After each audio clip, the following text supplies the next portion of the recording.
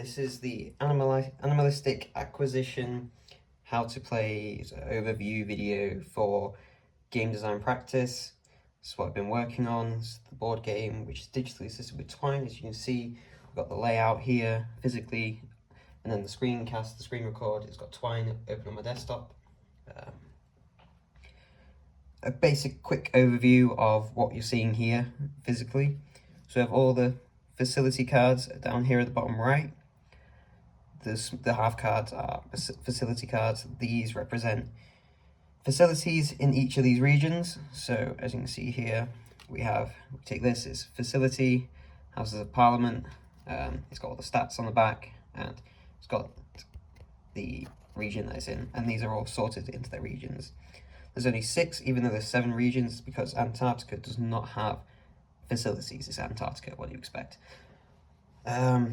Then we have the animal cards over here. Sorry, you can see the cable for the light obscuring this, but these are also sorted into their different regions. As you can see here, it's got Europe at the bottom. All these cards are Europe. And these just hold the stats, but these will be picked up. These cards here will be picked up by players as they sort of keep them on them. The same with the landmark cards. As you can see over here, we have all the different landmarks, so a little drawing of them. As you can see, it's got landmark at the bottom, the name of the landmark, and then again Europe as such. And then at the top we've got the informational cards of the different locations. These are just stats. These will not be picked up by players. They will simply be viewed at as a way to decide where they want to take their course of action whilst creating that animal-led revolution. Up top here, we've got some player counters, and as you can see, the counters are already up. I've placed the counters already on the board. However, in Twine, it does say, we'll get into that, it does say where to place them. It also says it in the rule book as well. We've got dice here. We've got a green D10 and a sort of reddish D20. These are the only 2 dice you need for the game. And then next to the dice over here, see top left, we've got the money pile here. Alright, so I'm going to get into it now. So over on Twine, when we press start game, you can hear the music starts. That will help set the tone of the game. Sort of whimsical, shouldn't be taken too seriously. Sort of a have fun with your friends type of game, or have fun by yourself. As you can see here, we can play anywhere from 1 to 4 players. Now, these are actually split into 2 separate modes. So we have multiplayer for these 3 bottom options, and then single player for this top option.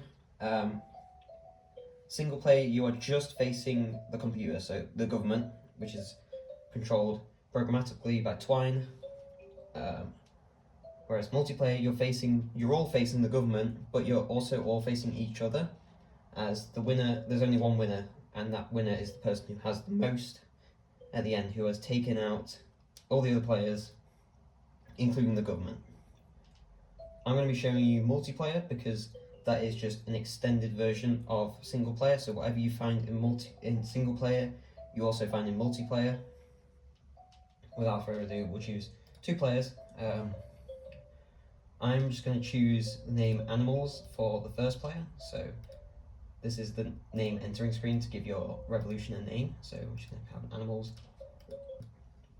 Okay, and then press done, and it comes up with player 2. So we're just going to have revolution here. So revolution, there we go.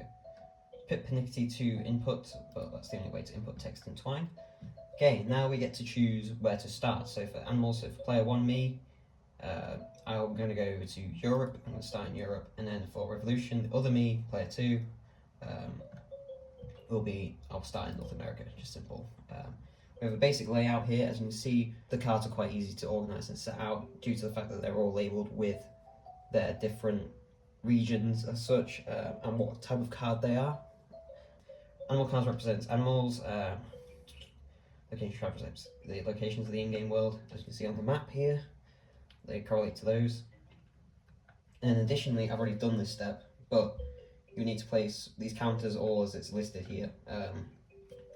These counters just represent a sort of the non-specific landmarks and facilities, which ones have been taken, which ones are available. So it's a visual way for players to see how, or easily see how many landmarks there are left in a certain region. So say they get replaced once the player picks up, say, a facility here, or a landmark, as you can see here. It's hard to see because they're very small. It's got a little L on it. It's quite dark. It's got a little L on it, so you'd swap that out once you take one from the region you've taken it from and put it on there, which is good. Counters F and L should be placed on the game board in a position in the above image. Yep, that looks correct. Click to roll a random animal. So this is where we get into the starting animals. So it's going to roll a random animal for the player 1 from Europe. So click start. A seagull somehow enters a coffee shop in Europe. As you can see here, we have the animations, which set the tone further, as well as the music, create a more immersed experience, but also set the tone as funny and whimsical, sort of something that isn't too serious. I wanted to avoid seriousness and having to read loads of text as a part of it just being more fun and more. You don't have to. You play a game to have fun, not to read text, in my opinion. So, as you can see, he orders his drink and he goes a bit insane after drinking it. Gains the knowledge of the known universe in its entirety, baby. And now it instructs you. The instructions are in italic font to sort of separate them from the main text to help players notice that. So it's telling me to pick up the seagull card along with 5 money tokens. So I'm going to pick those up. So we got the other money tokens over here. See money. So 1, 2, 3, 4, 5. I'll put my stuff on there, up there. And then the seagull. So if we look through the Europe cards, there we go. We've got the seagull. Put that up there. Okay, and then the next player. Click to roll a random animal from North America for Revolution. Arctic wolf somehow enters a coffee shop in North America. Again with the animations, the same. There was going to be different prologues, different storylines that they would follow, just slightly different animations as such. But the time constraints were too constraining. Okay, so for player 2, we're going to pick up the Arctic wolf from North America, and 5 tokens. So we've got the Arctic wolf here, you can see here, with all of its stats. I'm also going to put it up here just a bit further away, and then 5 tokens, so 1, 2, 3, 4, 5. Okay, then looking good to begin the game. Okay, so the round start screen, this will play on every round, so after every player has had 1 turn, it'll enter a new round, so it'll say the round number, round 1, and an event based on how suspicious the government is of the players. Because we're starting off, they're going to be fully trusting of the players. There's no reason to suspect anything, so human news breaking, the world government collectively adds nothing to the game. Awesome, right. Now getting into the player's turn. So pass the device to animals, which is me, player 1.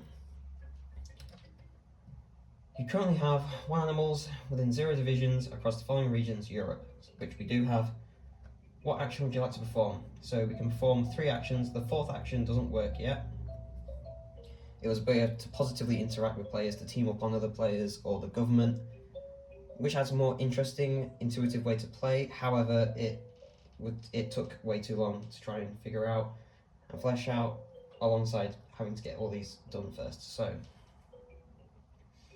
we can launch an attack, which, as it says on the box, you can launch an attack on the government, or when it gets to round 10, you can launch an attack on other players. The reason it unlocks at round 10 is because you can easily cheat it quite easily if the other players haven't had time to prepare for that attack. So if you attacked someone and it landed successfully on the first go, before they've had their first turn, then they would just be out, and they would be done, which isn't fair. So I balanced that to after round 10, after players have gained their footing. So we can launch an attack, evangelize a cursed animal, so that's just getting an animal from the wild, from these cards here. Any available cards you can have a chance to get them from any of the regions, or we can play along, and that will enforce the government's trust in your revolution. So it'll add more trust, avoid suspicions, and also gain more money from the money pile, which is good for stockpiling and also just